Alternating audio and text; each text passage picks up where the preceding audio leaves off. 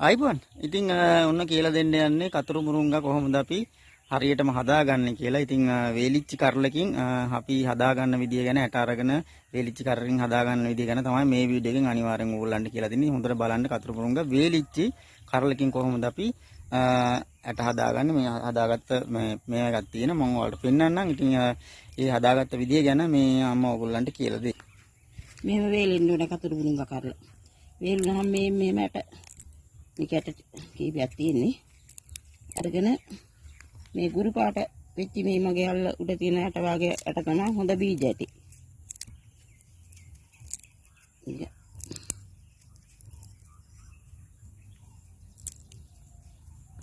ඉතින් මේ විදිහට ඔයගොල්ලෝ හොඳට කතුරු මුරුංගා කැහිලා මේ විදිහට කර වෙලා තියෙන එකකින් ඇට ගන්න. මේ තමයි ඇට. මේ ඔයගොල්ලන්ට පේනවා මේ මෙතන තියෙන හොඳ ඇට. මේ පුස්කාලා තියෙන ඇට ටික අපි අයින් කරන්න ඕනේ.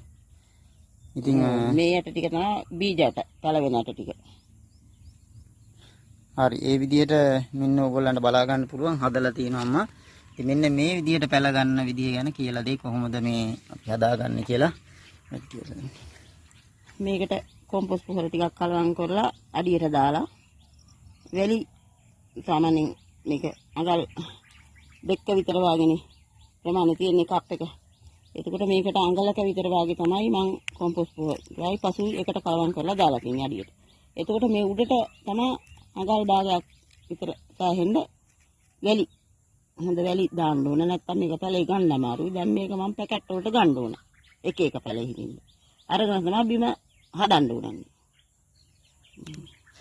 ඉතින් මෙන්න මේ විදිහට පැල ගන්න නම් අනිවාර්යෙන් වේලිච්චි කරලකින් ඔය වගේ අපි පෙන්නුවා වගේ බීජ අරගෙන මේ විදිහට හදාගන්න. දවස් කීයක් විතර යනවද මේ මෙහෙම පැලවෙන්න? දවස් 3ක්.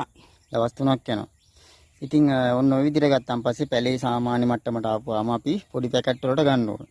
ඉතින් පොඩි පැකට් වලට අරගෙන අපි ඊට පස්සේ තමයි පැල කරන්නේ ඉඳන්නේ නේද? හරි. ඔව්.